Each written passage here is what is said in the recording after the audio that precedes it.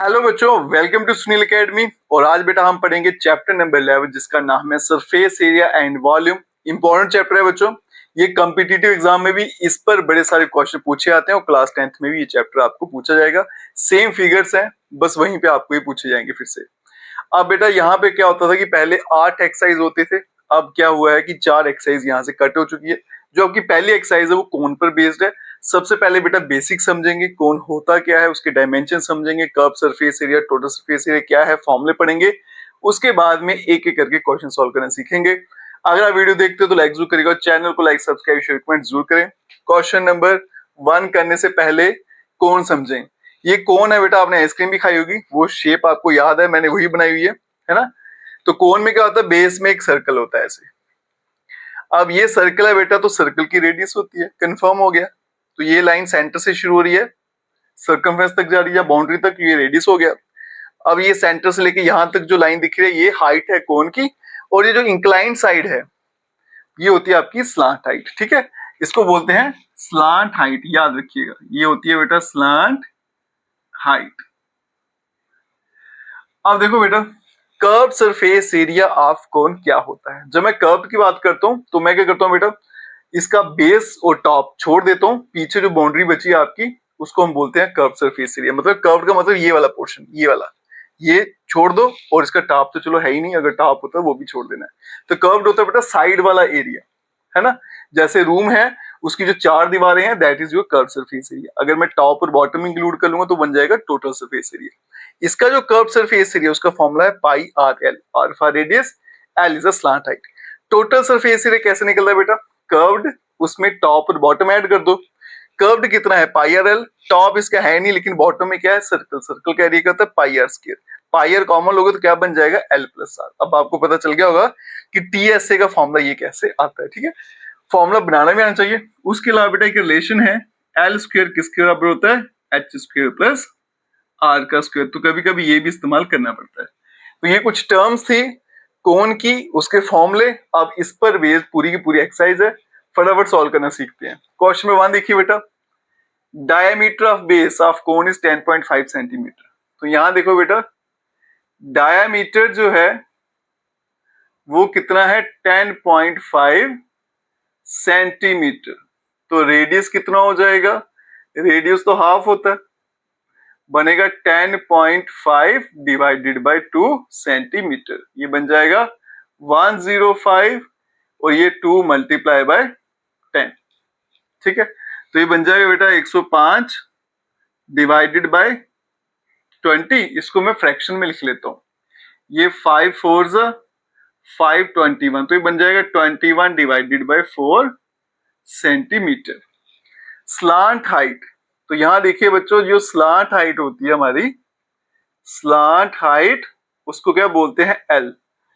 कितनी दे रखी है, 10 सेंटीमीटर। वो बोला गया कि पाई की वैल्यू 22/7 यूज करनी है मुझे। तो इसमें मुझे फाइंड क्या करना है, कर्व सरफेस एरिया। तो यहां देखो बेटा, कर्व सरफेस एरिया जिसकी शॉर्ट फॉर्म होती है CSA, क्या फॉर्मूला आता है, पाई आर एल।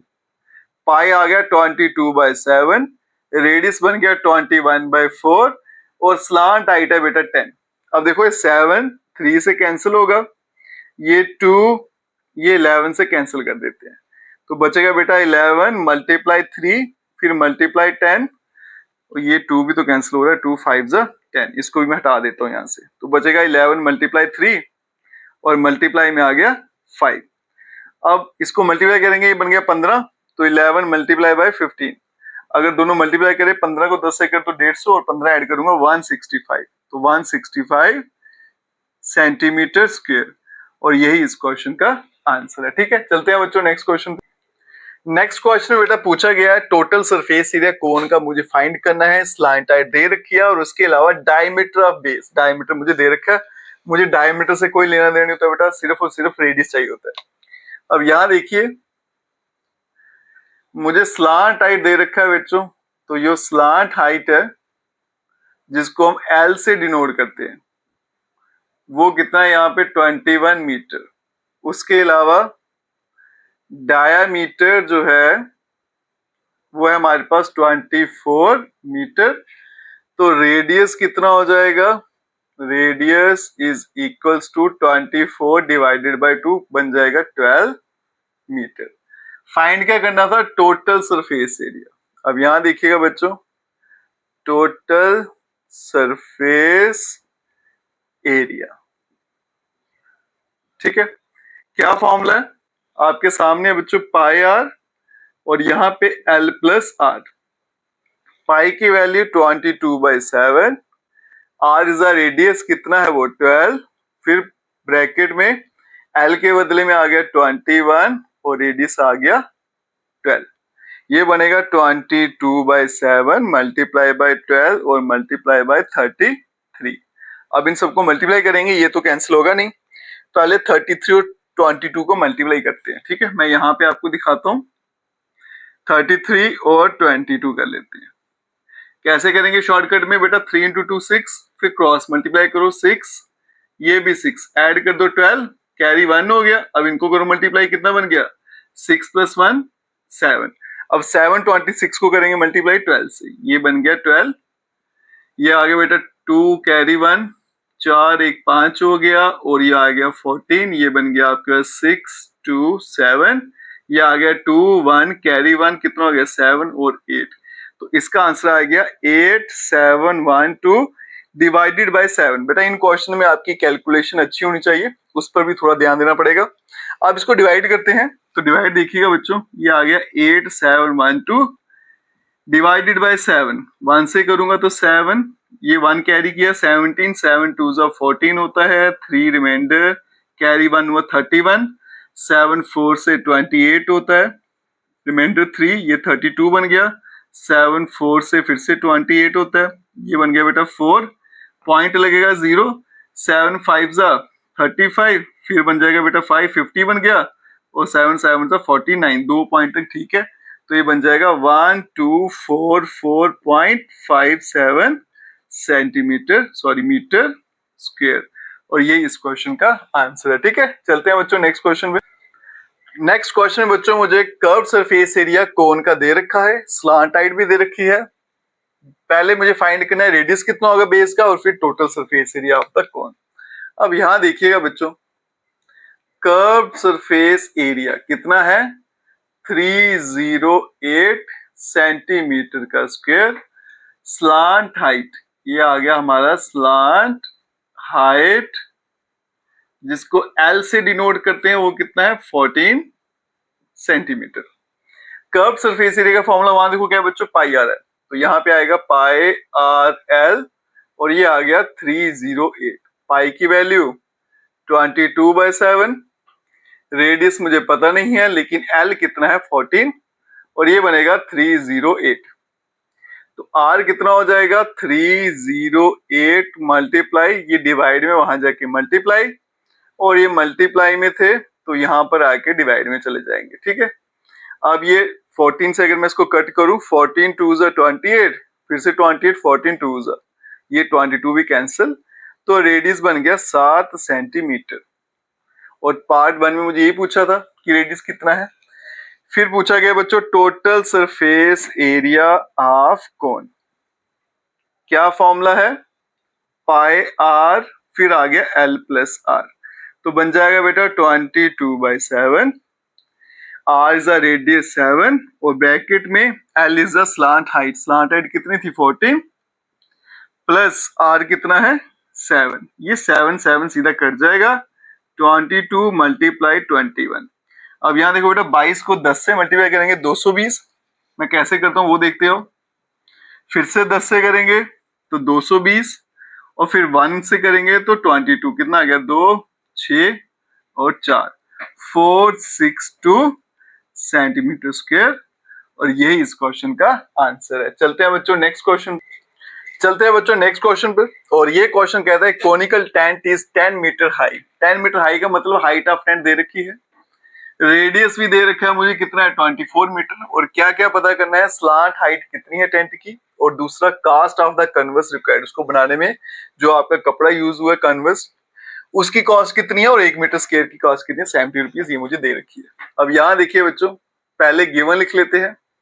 हाइट जो है, हाइट ऑफ कोन या फिर कोनिकल टेंट बोल लीजिए।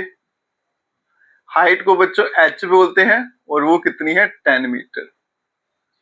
फिर आ गया रेडियस ऑफ बेस, तो यहां पे लिखते हैं रेडियस ऑफ बेस, इसको हम r बोलते हैं बच्चों, वो कितनी है 24 मीटर। ठीक है, सबसे पहले क्या फाइंड करनी है स्लांट हाइट। मैंने एक रिलेशन यहाँ पे बताया था आपको, क्या होता है L square is equals to H square plus R का स्क्वेयर। तो L square is equals to H क्या है 10, यहाँ पे स्क्वेयर, रेडियस है 24 ऊपर square, L square is equals to 100 और ये आएगा आपके पास 576। तो एल स्क्वेयर बन जाएगा बच्चों 676 और ये होता है आपका 26 का होल स्क्वेयर। तो एल बन गया 26 मीटर। स्लांट हाइट तो हमने पता कर ली। अब कास्ट देखो, देखो बेटा जब मैं टेंट बनाता हूं तो टेंट का हम बेस नहीं बनाते, बेस में कपड़ा यूज नहीं होते, सिर्फ कर्व सरफेस एरिया ना साइड में ही यूज होता है, तो उसको बोलते हैं कर्व सरफेस एरिया। तो पहले निकालेंगे curve surface area of tent, क्या फॉर्मूला है पाई आर एल। तो पाई आ गया 22/7, रेडियस कितना है इसका 24 और L is the slant height अभी निकाली 26। अगर मल्टीप्लाई करूंगा डिवाइड करूंगा तो लंबा काम है, ठीक है बाद में देखते हैं। कास्ट जो है कास्ट पर मीटर स्क्वेयर कितनी है बच्चों ₹70। 1 मीटर स्क्वेयर की 70 है, तो इसकी कितनी हो जाएगी, तो टोटल कास्ट ऑफ कैनवस कितनी हो जाएगी बेटा, 22/7 मल्टीप्लाई 24, ये आपका टोटल एरिया आ गया। मल्टीप्लाई कर देंगे 1 मीटर स्क्वायर का 70 है, टोटल कितनी हो रही है 70 से मल्टीप्लाई करेंगे, ये 10 से सीधा सीधा कट जाएगा, बचेगा 22, 24, 26 और 10। 10 से मल्टीप्लाई करना तो आसान है, मेन काम है यहाँ पे इन तीनों को मल्टीप्लाई करना। ठीक है, दो दो करके करते हैं। जैसे देखो बेटा 24 को मुझे 22 से करना है ना, तो यहाँ पे लिख लेते हैं 22, यहाँ पे लिख लेते हैं 24। तो 4 2 8, ये 8 होता है और ये कितना होगा 4, बन गया 12, कैरी 1, ये 4 + 1 5। ये एक शॉर्टकट वे है और जल्दी से इससे आंसर आता है। ठीक है, अब करेंगे 26 से मल्टीप्लाई, 8 × 6 48, कैरी 4 हो गया बेटा, 12 4 16, कैरी 1 हो गया, 30 और 31 31। अब 16 कैरी 1 हो गया, 4 1 5, 5 2 10, ये बन जाएगा 8, 2 कैरी 1 बन गया 7, 3 और बन गया 1, 1 3 7 2 8 और 10 से मल्टीप्लाई किया तो 1 3 7 2 8 0, ये इसकी टोटल कास्ट आएगी। ठीक है, चलते हैं बच्चों नेक्स्ट क्वेश्चन, चलते हैं बच्चों क्वेश्चन नंबर 5 पर। और ये क्वेश्चन इंपॉर्टेंट भी है और एग्जाम में बार बार पूछा भी जाता है। क्वेश्चन क्या है बेटा, What length of a tarpaulin 3 meter wide will be required to make a conical tent of height 8 meter and base radius 6 meter? कहता है मेरे पास एक तरपॉलिन है बेटा, ओब्वियसली वो रेक्टेंगुलर शेप में है क्योंकि उसकी विड्थ मुझे पता है, लेंथ के बारे में पूछा गया, वो रेक्टेंगल शेप में एक तरपॉलिन है, उसका मैंने क्या बना दिया, एक कोनिकल टेंट बना दिया। Assume that the extra length of material that will be required for stitching margin and waste in cutting is approximately 20 cm। कुछ एक्स्ट्रा मार्जिन भी रखा गया 20 सेंटीमीटर का, उसको बाद में देखते हैं बेटा। क्वेश्चन कहता है मेरे पास रेक्टेंगल शेप में तरपॉलिन था, उसका मैंने क्या बना दिया, कोनिकल टेंट बनाया। अब जितना एरिया इस तरपॉलिन का है उतना एरिया क्या हो जाएगा, उसका कर्व सरफेस एरिया हो जाएगा उसका कोनिकल टेंट का, क्योंकि मुझे पता है जब मैं कोनिकल टेंट बनाता हूँ तो सारे का सारा कपड़ा कहाँ यूज होता है बेटा, उसका कर्व सरफेस एरिया, मतलब curve surface area of cone और जो एरिया ऑफ रेक्टेंगुलर दोनों आपस में क्या रहेंगे, बराबर रहेंगे। यही कंसेप्ट यहाँ पे हमने यूज करना है। अब यहां देखो बेटा मुझे क्या दे रखा है, विड्थ ऑफ तरपॉलिन, जो हमारा तरपॉल है बेटा उसकी जो विड्थ है वो कितनी है 3 मीटर की। अब जो मेरे पास टेंट है उसकी हाइट कितनी दे रखी है, हाइट ऑफ टेंट उसको बोलते हैं h और वो कितने मेरे पास 8 मीटर की। रेडियस जो है टेंट का, इसके बेस का, जिसको r बोलते हैं बच्चों, वो कितना है 6 मीटर का। हमें पता है कि l स्क्वायर किसके बराबर होता है, r स्क्वायर प्लस h का स्क्वायर। एल जो है वो ऐसे रहेगा, आर कितना है बच्चों मेरे पास 6 है, तो 6 का स्क्वायर 36 हो गया, 8 का कितना हो गया 64, ये बन जाएगा 100। तो L square is equals to 10 square, L बन जाएगा मेरे पास 10 मीटर। मतलब जो उसका स्लांट हाइट है वो कितना आ गया बच्चों, 10 मीटर आ गया। अब यहां देखिए कर्व सरफेस एरिया निकालेंगे ऑफ टेंट, क्या फॉर्मूला रहता है, पाई आर एल। अब यहाँ पे पाई की वैल्यू जो 3.14 यूज करनी है, तो बनेगा 3.14। आर इज द रेडियस, और रेडियस कितना था बेटा 6, और L is the slant height, वो था मेरे पास 10। थोड़ा सा इसको सिंप्लीफाई कर लें, 314 divided by 100 multiply 6 multiply by 10, एक जीरो यहां से कैंसिल हो जाएगा, बाकी बनेगा बेटा, इसको मल्टीप्लाई कर लेते हैं, 6 4 जो 24, कैरी 2 हो गया, 6 2 8 हो जाएगा, और 6 3 18 डिवाइड बाय 10, तो ये बन गया हमारे पास 188.4 मीटर स्क्वायर। अब मैंने पहले बताया था बेटा, जितना तरपॉलिन है आपका रेक्टेंगल शेप में, जितना उसका एरिया है उतना ही कर्व सरफेस एरिया है। तो मैं यहाँ लिख सकता हूँ बेटा, area of tarpaulin is equals to curve surface area of tent. Tarpaulin जो है रेक्टेंगल शेप में है, तो लेंथ इंटू ब्रेथ, विड्थ इसकी 3 है, और लेंथ को बेटा एल ही रखते हैं, तो ये बन जाएगा हमारे पास 188.4। तो एल कितना बनेगा 188.4 डिवाइडेड बाय 3, बनेगा 1884 डिवाइडेड बाय 3, पॉइंट को हटा दिए बच गया 10। अब इसको कट करते हैं, 3 6 18, 3 2 6 24, 6 2 8, 10 से डिवाइड करूंगा, ये आएगा 6 2 8 डिवाइडेड बाय 10, बनेगा 62.8 मीटर। तो इतनी लेंथ जो है तरपालन की वो मुझे यहाँ पे चाहिए, ठीक है। यहाँ देखो बेटा, जो आपकी लेंथ आ गई वो आ गई 62.8 मीटर। उसके अलावा दिया था कि कुछ यहाँ पे एक्स्ट्रा मार्जिन भी यूज हुआ है, वो कितना है 20 सेंटीमीटर का। तो ये जो आपका एक्स्ट्रा मार्जिन है वो भी लिखते हैं, एक्स्ट्रा मार्जिन जो है वो कितना है 20 सेंटीमीटर, मीटर में चेंज करेंगे, डिवाइडेड बाय 100 कर दूंगा तो आएगा 0.2 मीटर। तो यहाँ पे देखो बेटा, टोटल लेंथ जो है वो कितनी हो जाएगी 62.8 प्लस 0.2 बन जाएगा 63 मीटर, और यही इस क्वेश्चन का आंसर है, ठीक है। चलते हैं बच्चों नेक्स्ट क्वेश्चन।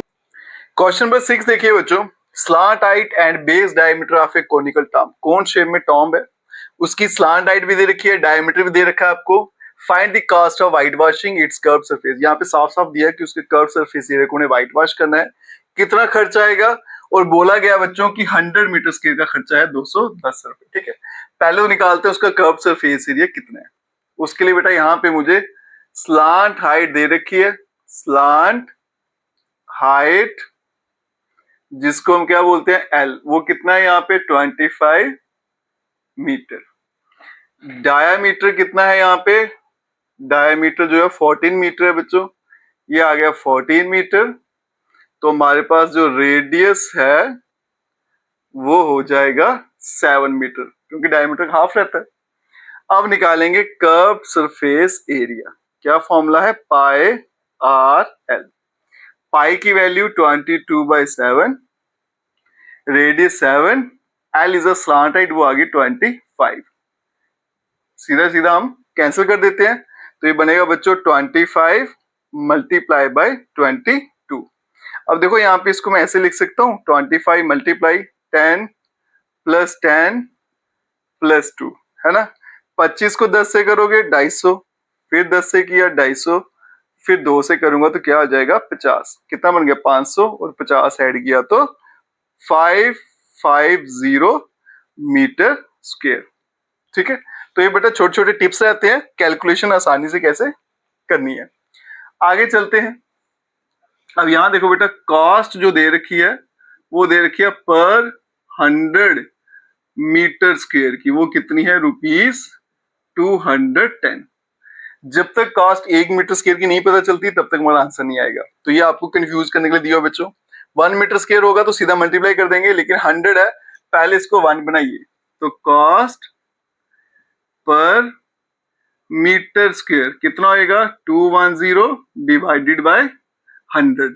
लेकिन मुझे कॉस्ट किसकी फाइंड करनी है बच्चों? 550 मीटर स्क्वायर की। तो बनेगा 210 डिवाइडेड बाय 100 और मल्टीप्लाई 550। एक जीरो यहाँ काट देता हूँ, एक जीरो यहाँ काट देता हूँ, बनेगा बच्चों 55 और 21। ठीक है, मल्टीप्लाई कर दोगे 5, यहाँ पे 5, यहाँ पे आ गया 10 15, कैरी 1 हो गया, 10 और 11, 1155 रुपी। ठीक है, और ये इस क्वेश्चन का आंसर है। चलते हैं बच्चों नेक्स्ट क्वेश्चन